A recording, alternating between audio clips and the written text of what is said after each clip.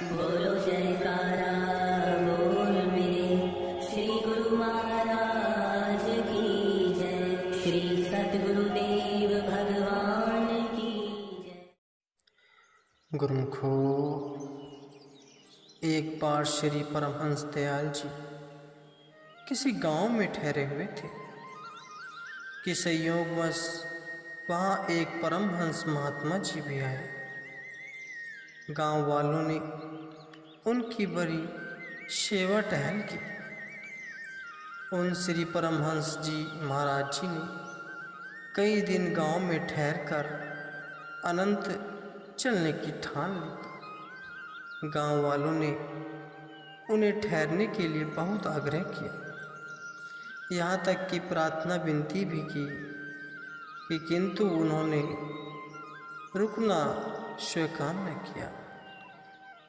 गांव वाले तब श्री परमहंस दयाल जी के पास आए और कहने लगे कि यदि आप उन्हें रुकने के लिए कह दें तो वह ठहर जाएंगे। आपने गांव वालों को उत्तर दिया कि वह महात्मा है और यदि उन्होंने जाने का निश्चय कर लिया है तो हम उन्हें किस तरह ठहरने को कहें। आखिर गांव वालों की बहुत अनन्य विनय से मजबूर होकर श्री परमहंस महाराज जी से प्रार्थना की कि इन लोगों को बहुत प्रेम और आपके प्रति भाव है, यदि आप 1-2 दिन ठहर भी जाएं तो उनको बहुत लाभ पहुंचेगा। यह सुनकर वह महात्मा बोले कि आपके कहने को हम कैसे टाल सकते हैं, अवश्य ठहरेंगे, किंतु यह तो बताइए कि आपने कह दिया कि आपने महात्मा होकर हमको 1-2 दिन ठहरने के लिए किस प्रकार कहा। आपने कह दिया कि उन सभी व्यक्तियों ने बड़े प्रेम और भक्ति भाव से कहा था, इसलिए हम मजबूर हुए कि आपको ठहरने के लिए कहें। यह सुनकर वह परम हंस जी बहुत हंसे। फरमाया कि उन लोगों को हमसे क्या लाभ हो सकता है, बल्कि उनसे हमको ही लाभ पहुंच सकता है, क्योंकि वे यह बड़े निश्चय वाले हैं। देखिए, यह पेड़ लगाते हैं और निश्चय रखते हैं कि हम उसका फल अवश्य खाएंगे। मकान बनाते हैं और उसमें रहने का पक्का विचार होता है।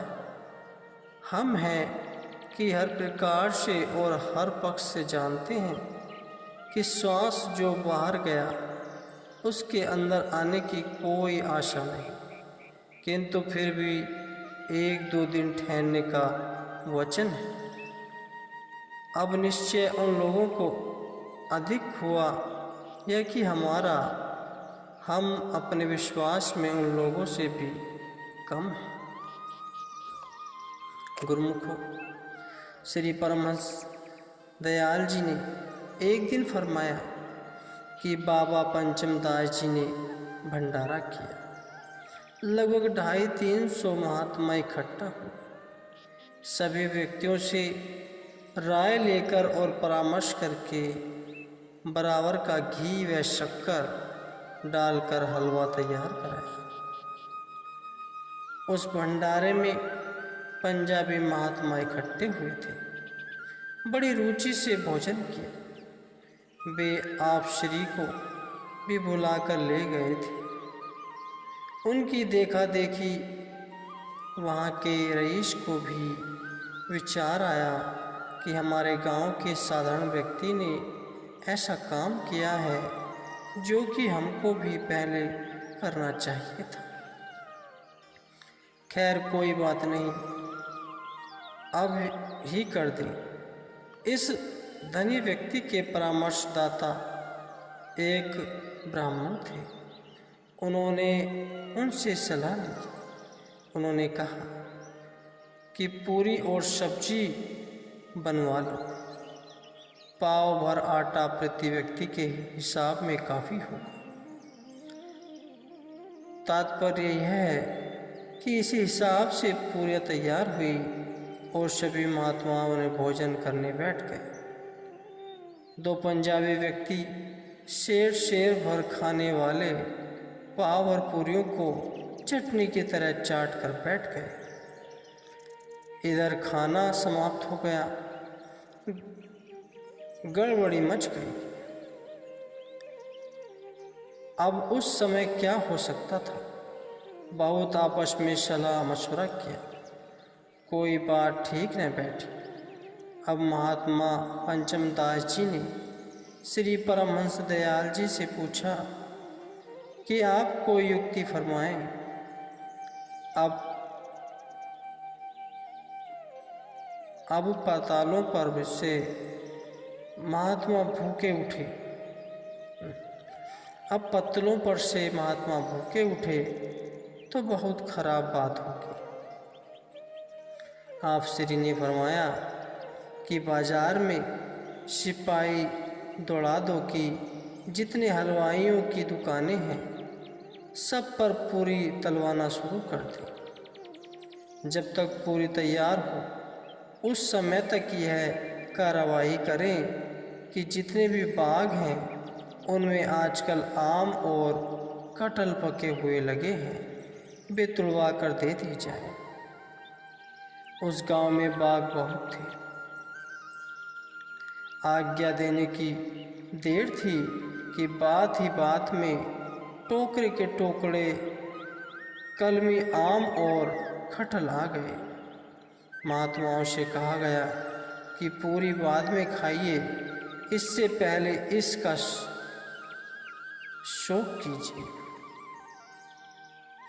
सब लोगों ने खाना शुरू किया और ऐसे तृप्त हो गए कि पूरियों की इच्छा भी न रही। इससे तात्पर्य यह है कि अनुभवी व्यक्ति से सत्परामर्श लेना चाहिए। हर एक काम के बारे में एक ही व्यक्ति परामर्श नहीं दे सकता। एक दिन हुजूर ने फरमाया कि हज़रत फरुद्दीन अत्तारी की दुकानें करते थे। उस समय एक फ़कीर उनकी दुकान के सामने आकर खड़ा हुआ और कई घंटे तक खड़ा रहा, किंतु अत्तार साहब ने बिल्कुल उसकी ओर ध्यान न दिया और अपनी दुकान के काम में लगे रहे। तब उस फ़कीर ने उससे कहा कि मियाँ, तुम दुकानदारी में इतने व्यस्त हो कि मृत्यु तक का ख्याल नहीं। बता तो तुम्हारी जान कैसे निकलेगी? उस समय उन्होंने झुंझलाकर उत्तर दिया कि मेरी जान के बारे में पूछते हो, तुम बताओ कि तुम्हारी जान कैसे निकलेगी। फ़कीर साईं यह सुनकर दुकान के सामने लेट गया और निष्प्राण हो गया। यह देखकर अत्तार साहब को बड़ा आश्चर्य हुआ और ऐसा वैराग्य हुआ कि उसी समय सब नाते रिश्ते से किनारा करके फ़कीरी धारण कर ली। गुरुमुखो, श्री परमहंस देव जी ने फरमाया कि एक व्यक्ति लाला सराउंगी हमारे पास प्राय आते थे और जब पधारते थे तो सारे जहान की बातें हमसे कहते थे। हमने उनसे कई बार कहा कि आप हमें क्षमा करें, इन बातों की सुनने की रुचि हमारी नहीं। आप हमें क्यों कहा करते हैं? वे बोले कि मेरी तो आदत ही ऐसी है, मैं चुप नहीं रह सकता। यदि मैं चुप रहूं तो मेरे पेट में दर्द हो जाता है। एक बार हुजूर ने फरमाया कि मथुरा क्षेत्र के राजा साहब वेदांती थे। बनारस में जब आप श्री वहाँ थे तो मिलने आए और सत्संग होने पर उनका वेदांती वाला ख्याल ढीला पड़ गया और भजन अभ्यास करना प्रारंभ कर दिया। किंतु जब आप हुजूर चले गए तो आपकी अनुपस्थिति में वही विचार उभर कर आते थे, परंतु जब आपसे मिलते थे तो फिर उसी बात पर आ जाते थे और कहते थे कि पुरानी आदत से मजबूर हो। वास्तव में यह राज मुझको प्राप्त नहीं हुआ है।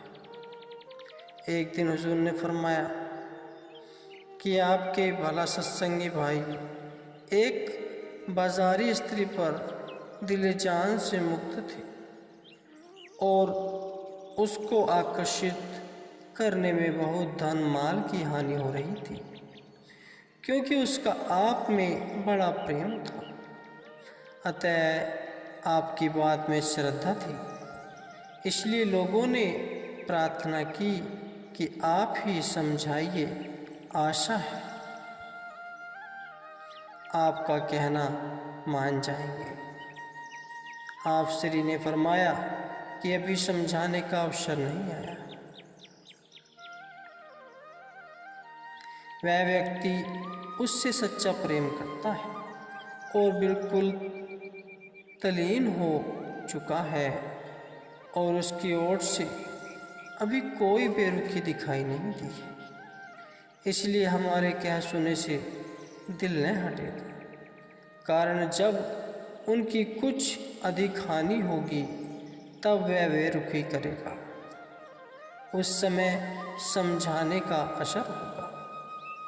विदुर नीति में लिखा है कि विदुर जी महाराज जी ने राजा धृष्टराज को समझाया कि आप पांडवों पर अत्याचार करा रहे हो और आपके लड़के ऐसा दुर्व्यवहार करते हैं कि उनको मना नहीं करते। यह बात धर्म के विरुद्ध है, क्योंकि वे उस समय राजमत में मत माले थे। उनकी बात न सुनी, उल्टे क्रोध होकर कहा कि तुम यहाँ से चले जाओ। विदुर जी हस्तिनापुर छोड़कर बद्रिकाश्रम में तप करने चले गए। जब महाभारत का युद्ध समाप्त हो गया और कौरव मारे गए और राजा धृष्टराज पांडवों के घर में रहने लगे, उस समय विदुर जी महाराज जी ने उचित अवसर समझा और फिर राजा की ओर संदेश भेजा कि आपके सब लड़के तो मारे गए, आप उन्हीं पांडवों की दया पर हो और रोटियों पर पड़े जिनके साथ आपकी ओर से आपका ऐसा दुर्व्यवहार हुआ था। यद्यपि राजा युधिष्ठिर धर्म के अवतार हैं, उनको आपकी किसी बात का ध्यान नहीं। अर्जुन व नकुल सहदेव के विचार भी सहने वाले हैं, परंतु भीमसेन का व्यवहार आपके साथ अच्छा नहीं। वह आपसे कलह रखता है और दुख मानता है कि इसी अंधे के कारण हमको ऐसे ऐसे कष्ट सहने पड़े और आपका ठहरना वहाँ ठीक नहीं, क्योंकि आपकी आयु का अंतिम भाग भी है। इसलिए अच्छा होगा कि आप बद्रिकाश्रम चले जाओ और मालिक की भजन बंदगी में जीवन बिताओ, क्योंकि राजा का दिल उस समय कष्टों से चूर और भीमसेन के तानों से घायल था। यह उपदेश काम कर गया और राजा बद्रिकाश्रम चला गया। इसलिए समय पर बात अच्छा प्रभाव रखती है, जैसे फारसी भाषा में भी कहा है, मजाले सुखनतान बीनी जयपेश बह बेहूदी गुफलतन मुवर का दुर्वेश।